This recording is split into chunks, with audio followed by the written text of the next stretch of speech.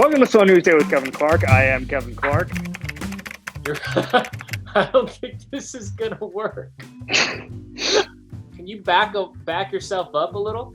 Obviously, a very normal episode here at in Hollywood, California, where we do our regular Slow News Days. We have our newspapers, a New Yorker here.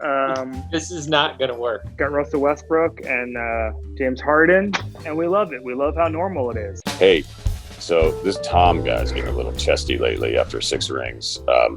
Why don't we make it like impossible for him to complete a pass in the red zone? Yeah, let's do that. Okay, Ryen Russillo, quarantined to Manhattan Beach. How is it over there, buddy? Active. I got to tell you, usually we don't have like 4 or 5 straight days of rain, but then by Sunday we realized the significance of this, and it was like it stopped raining and downtown was packed. Restaurants were packed, everything was packed. I had one buddy ask me to go out like 4 nights in a row, and every night, hey man, we're not gonna have any more chances. I was like, no, I'm good. We know where not to be right now. All right, so let's talk about the news. So besides the global pandemic that has shut down everything, the NFL decided they were just gonna do business as usual and just hold free agency this week. That means Tom Brady is on the Tampa Bay Buccaneers. Are the Patriots good anymore? Yeah, I think they're still good. I really like what they've done with their personnel on the defensive side, but I just can't, and you know this well, being in New England all those years, every time they had a backup quarterback, it was always like, this guy, you know who Belichick loves is Ryan Mallett. Like, this guy loves him. Do you think you can get a first and a third maybe for Mallett? Or you should hold up like a first and a second? And you'd be like, look, I watched Mallett in college. Like, I'm reading some of the Boston stuff now. Like, Hey, look at what Stidham did when he stepped in as a freshman in Baylor's offense. You know who else would throw 10 touchdowns in like 2 games? Everybody else that plays quarterback. Yeah. I was going to say me. Okay. Or you. Maybe a younger you. But the Baylor guys. Oh, my God. Well, look, I mean, you just don't have the size to take those hits anymore, Kevin. I'm hearing the spin of Stidham was awesome in that moment in Baylor as a young QB. He transfers to Auburn. Malzahn didn't know how to use him. And I saw Stidham with a combination of offensive line look really, really skittish. So just to say like, oh, no problem, they're good to go. And the fact that Matt Castle in 2008, they went 11-5. And I bring this up every single year because it's always brought up as a pro-Belichick thing and sort of an anti-Brady. When they went 11-5, they had just gone 18-1. They played the AFC West and the NFC West as their cross matchups. 8 teams, Kevin. 1 team finished over 500. The Bills, who went 0-6 and came in 4th in the division, went 7-9. And I don't want to hear about all the metrics. I don't hear about like, oh, they played some teams that won playoff games.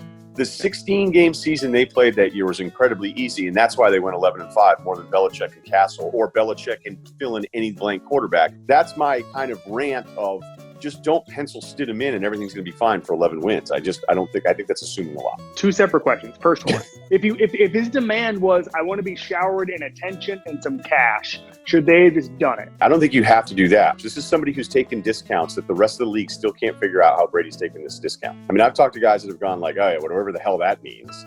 Like all of a sudden Brady's going to have, he's going to own a Stop and Shop at Patriot Place when he turns 50. Like people can't figure out. He's going to own the Bar Louie. I think there was a Cabela's maybe over there too. I love getting in there and be like, how many fly fishing accessories can I buy that I'll never use? But that's the part that I don't understand, where I think Belichick actually gets off on this stuff a little bit. It's like, I'm going to treat Brady just like I treat everybody else. Haha, like I'm going to do that. The other part of this that I can't stand is Kraft is so full of shit right now that Tom came to him and was like, I would like to leave. Well, okay, he didn't just wake up and go, I choose to leave. I declare thee. And Kraft's going on a massive, like, it's easier to get Kraft right now than... You're going to say coronavirus test, weren't you? No. I was just going to say, like...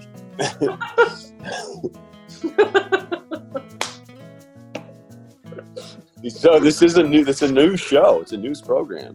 The Bucks. I think it's funny. Everyone's listing these Bucks weapons, and they're saying Chris Godwin, Mike Evans, and then we're just throwing OJ Howard in there like it's the big 3. Like he's my God, the big 3. It's unbelievable. I was like, what?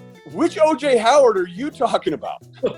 They're just throwing him in there. OJ Howard had 34 catches last year. I know. What if Belichick said, hey. Hold on, Kev. Your screen got funky. Priscilla, are you seeing that?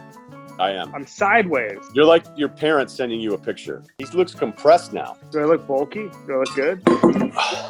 Yeah, there you are. Now you're back. Okay, let's great. keep going. Speaking of it couldn't get any worse, Bill O'Brien. Do you want to take the lead on this one?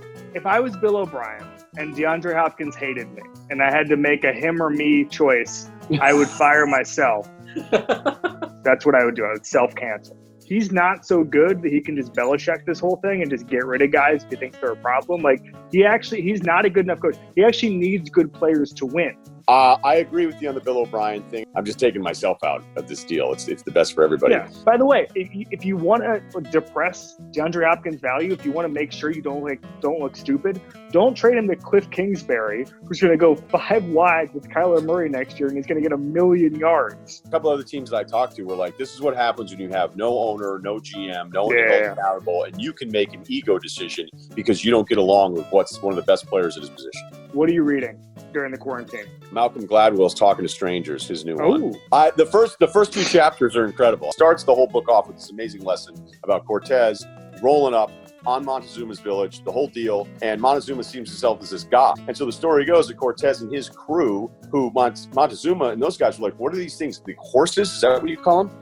You seem to be wanting me to wrap up here quickly. No, not at all. I'm enthralled by this. I came up with an idea to do this segment after this. So the point that I'm trying to make, as Gladwell does, is that there's a lot of complications in how these two people talk to each other. Montezuma starts telling Cortez, you are a god. And Cortez is like, all right, done.